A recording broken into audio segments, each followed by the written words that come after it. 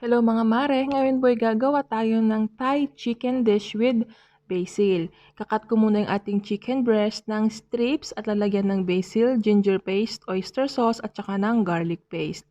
Habang nakamarinate yung ating chicken, nagisa na pala ako dyan ng ating onion at saka ng ginger. Igigisa ko lamang po yan ng bahagya.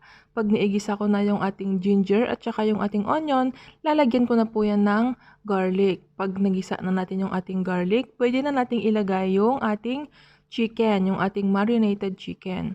Ganyan lang po siya. Igigisa ko lamang po yan ng saglit. Siguro mga 2 o 3 minuto lamang. Kapag kulang po yung ating basil, pwede po natin yang dagdagan ng basil para dagdag flavor po sa ating chicken. At isa pa po, wag na wag po nating i-overcook ang ating chicken breast. Kasi po, ang chicken breast, mabilis lang po yung maluto. Kapag ito ay overcook, ibig sabihin po makunat na yung ating chicken. Pag makunat, ibig sabihin luto po siya ng matagal. Ganyan lang po yan. Magtutubig po yan at okay na po yan. Luto na po siya kaya pwede na po tayong kumain. Masarap po itong partneran ng plain rice or kahit ano pong gusto nyo. Kaya kain na na. Salamat sa panonood. Bye-bye!